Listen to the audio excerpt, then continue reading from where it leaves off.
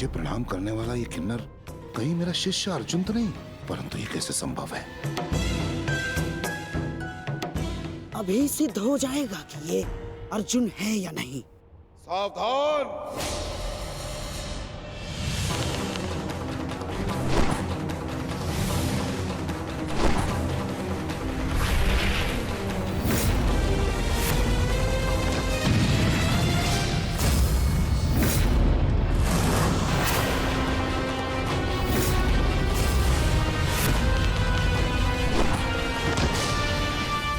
आचार्य!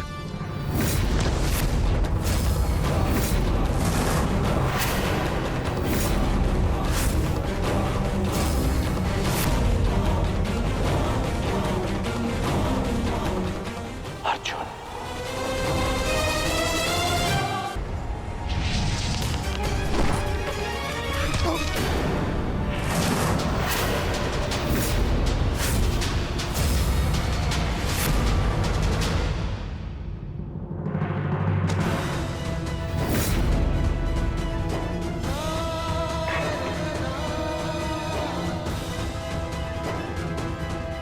सारथी, आचार्य का रथ लौटा लो।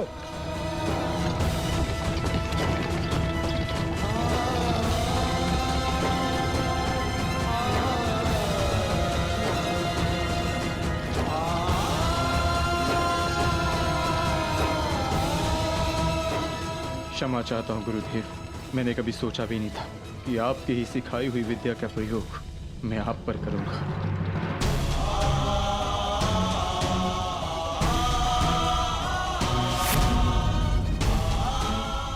अर्जुन, तुम ऐसी मूर्खता क्यों कर रहे हो? अज्ञातवास पूर्ण होने में कुछ ही समय शेष है, फिर क्यों तुम रणभूमि में उतर आए? मैं माता कुंती को दिया वचन नहीं टूटने दे सकता।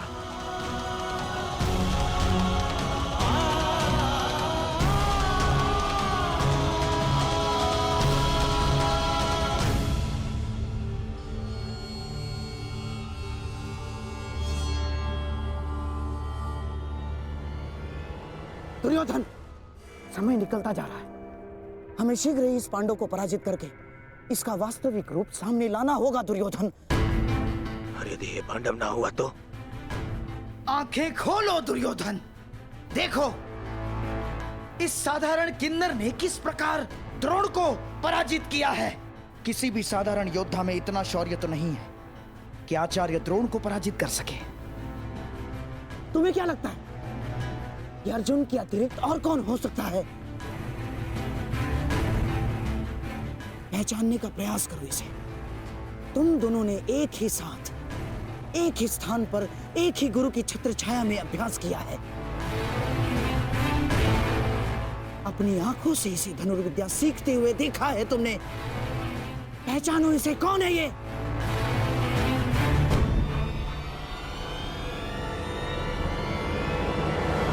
अर्जुन। हाँ दुर्योधन, अर्जुन।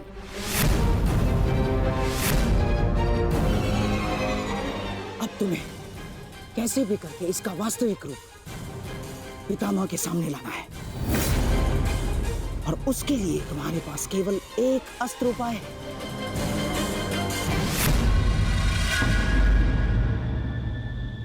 कर्ण। हाँ दुर्योधन, कर्ण ही वो योद्धा है जो अर्जुन का तोड़ है। और अब समय आ गया है हमारे कर्णास्त्र के प्रयोग का। मित्र कर्ण, ये कोई साधारण योद्धा नहीं है। मैं चाहता हूं कि तुम इसका गर्व भंग करो।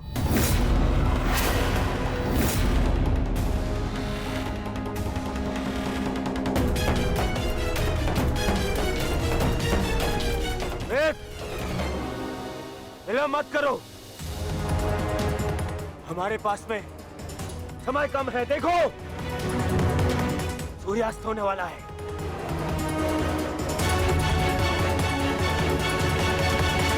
यदि एक मित्र का निवेदन स्वीकार नहीं है तो आप हस्तिनापुर के युवराज का आदेश स्वीकार करो। आगे बढ़ो, जाओ।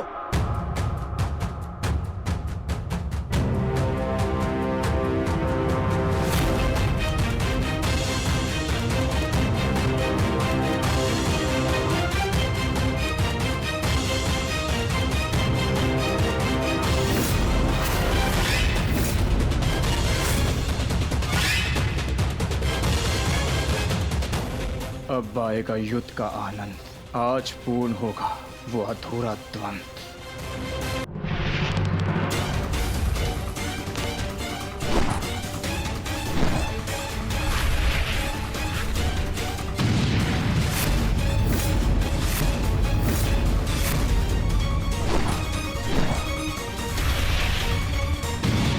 छोटे मोटे बाण चलाने का खेल बंद करो अंगराज। अर्जुन को सामने लाना है। वैष्णवास्त्र का प्रयोग करो।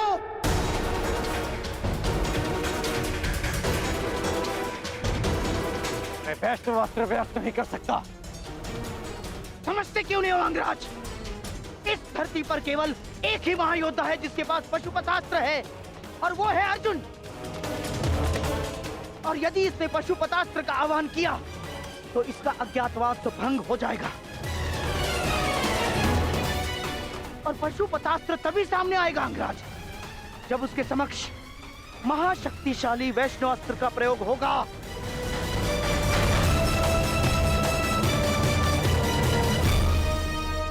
परंतु मैं किन्नर पर वैष्णवास्त्र का प्रयोग नहीं कर सकता। ये वैष्णवास्त्र का अपमान होगा।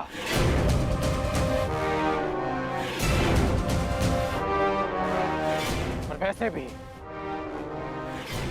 ये अस्त्र बहुत शक्तिशाली है। तो हमारे सामने खड़ा योद्धा कौन सा कम है अंगराज? देखा नहीं, बात ही बात में उसने हमारे सैनिकों को कैसे धूल चटा दी। और तुम्हारा युद्ध कौशल हम कई बार देख चुके हैं, परंतु अब कौशल इसी में है कि समय बचा लिया जाए। समझे तुम? मैं मामा श्री की बात से सहमत हूं कर्ण। वैष्णवास्त्र का प्रयोग करो कर्ण, बंद करो इसका।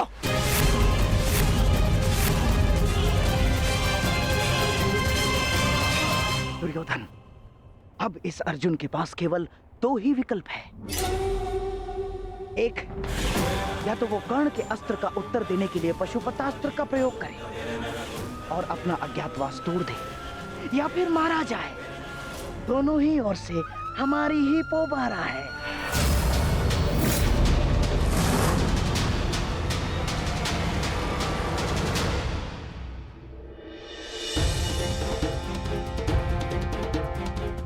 बस कुछ क्षण और, सूर्यास्त होने के साथ साथ यह अज्ञातवास दियास हो जाएगा।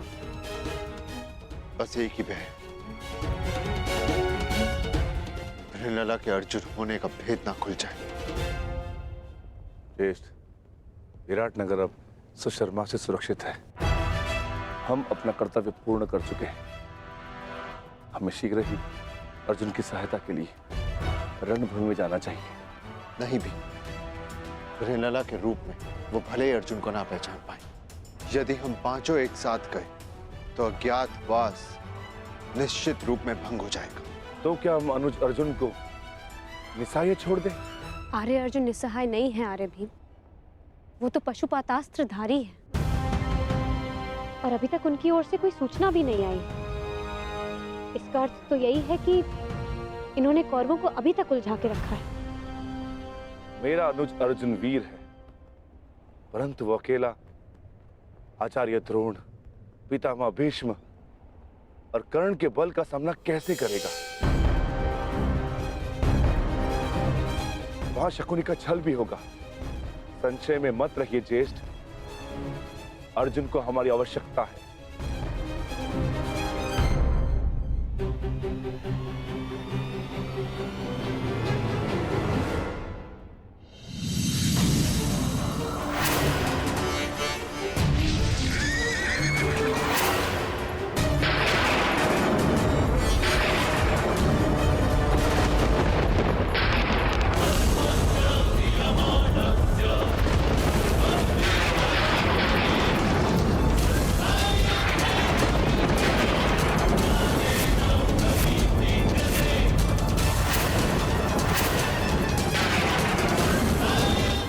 वैष्णवस्त्र, कर्ण वैष्णवस्त्र संधान कर रहा है।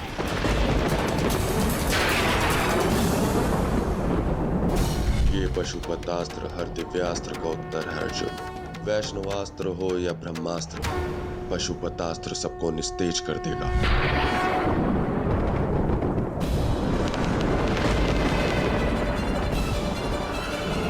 यदि मैंने पशुपतास्त्र का प्रयोग किया तो सबको ज्ञात हो जाएगा कि मैं ही अर्जुन हूँ, और यदि प्रयोग ना किया तो मेरी मृत्यु निश्चित है, और साथ ही मेरे भाइयों का जीवन भी संकट में आ जाएगा।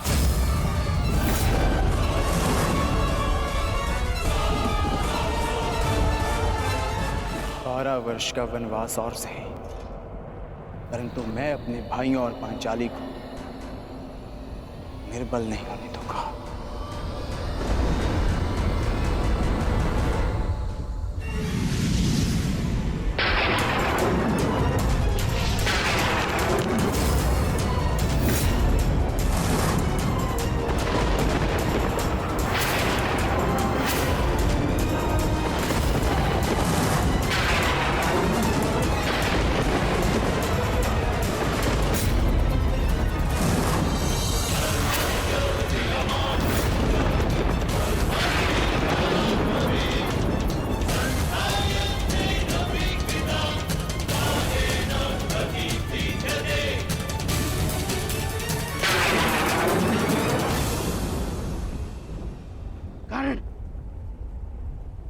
अपने मित्र युवराज दुर्योधन को दिया वचन स्मरण करो। प्रयोग करो वैष्णवास्त्र का, प्रयोग करो। मुझे अपने मित्र कर्ण के ऊपर पूर्ण विश्वास है। मैं नहीं चाहता कि भाई भाई पर शस्त्र उठाए, क्योंकि इस युद्ध से विनाश के अतिरिक्त कुछ नहीं मिलने वाला। द्वंद्व अधूरा छोड़कर आ गए। प्रयास किया है कि द्यूत में जो अधर्म हुआ उसे धर्म युद्ध से धोया जा सके, परंतु एक वचन भी है कि आपके पुत्र 1 वर्ष का अज्ञातवास अवश्य पूर्ण करेंगे। कर्ण को अपना हर वचन स्मरण है। मैंने युवराज दुर्योधन के लिए शस्त्र उठाने का वचन दिया है। युद्ध तो मैं अवश्य करूंगा, परंतु मैंने एक और वचन दिया है कि आपके पुत्र अज्ञातवास पूरा करेंगे, और ये वचन भी मैं अवश्य पूरा करूंगा।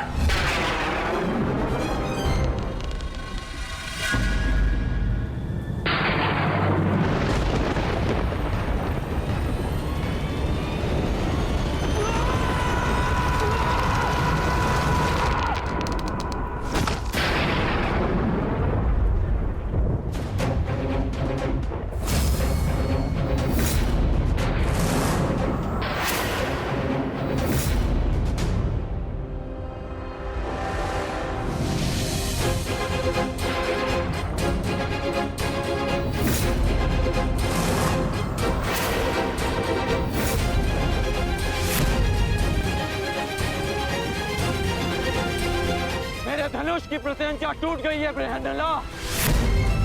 पता नहीं कौन सी शक्ति है जो तुम्हारी सुरक्षा कर रही है, परंतु ये राधेकर्ण उस शक्ति के समक्ष अपनी पराजय स्वीकार करता है।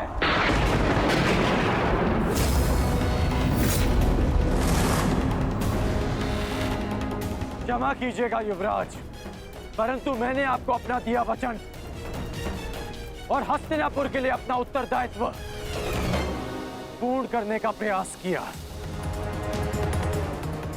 परंतु प्रारब्ध ने मेरा साथ नहीं दिया।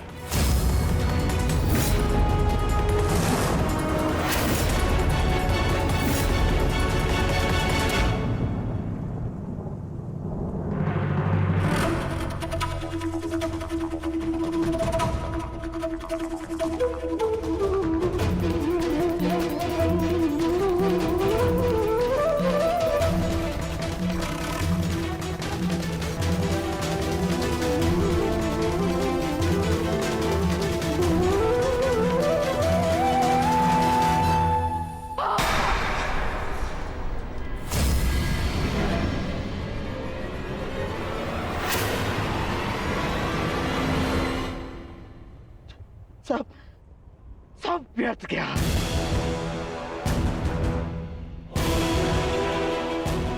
इतना परिश्रम, इतनी योजना, सब व्यर्थ गया। सब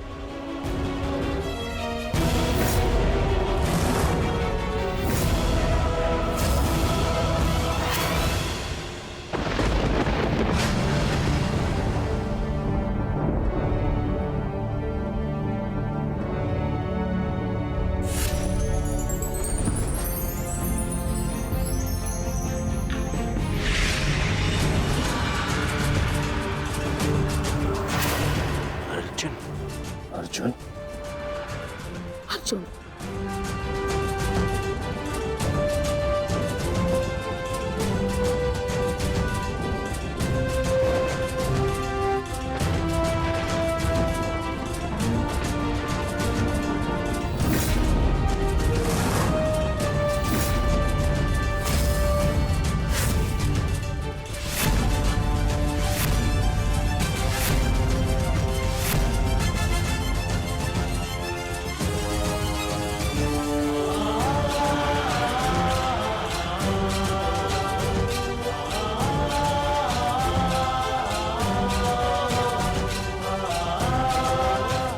अज्ञातवास पूर्ण हुआ ज्येष्ठ।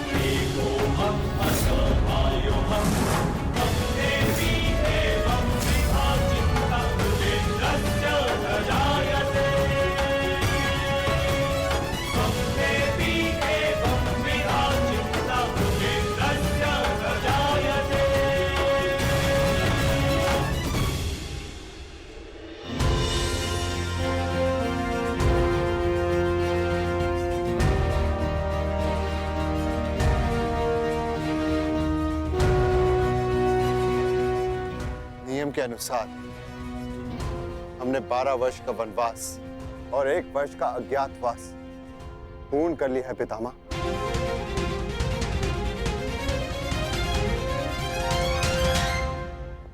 आपसे ये आशा नहीं थी धर्मराज कि आप असत्य भाषण करेंगे।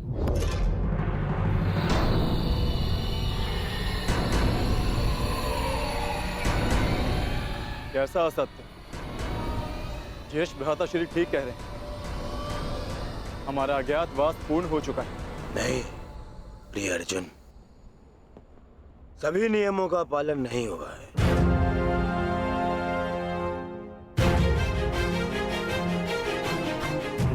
कैसे नहीं हुआ? 13वें वर्ष में हमें कोई पहचान ना सके, यही नियम था। हाँ,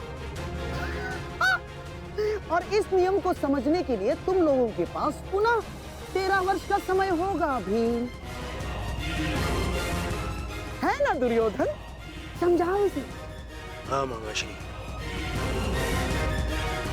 क्योंकि नियम अनुसार पहचाने जाने पर असत्य बोलना भी नियम भंग करना होता है, और असत्य बोलकर तुमने नियम भंग किया।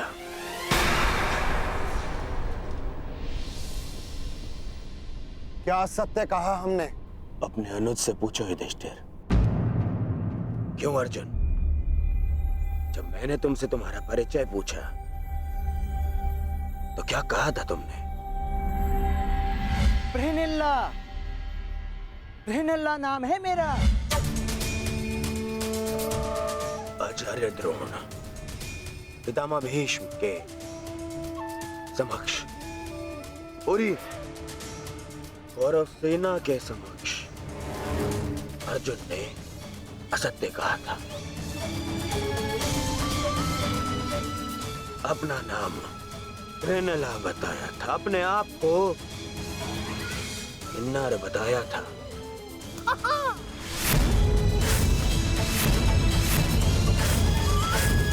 क्यों अर्जुन, क्या ये असत्य नहीं था?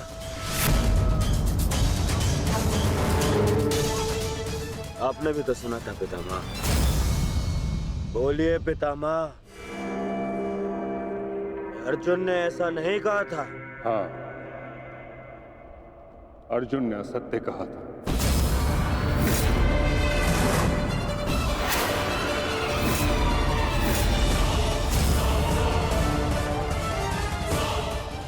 और अर्जुन ने अपना नाम बृहन्नला बताया था, और वही बृहन्नला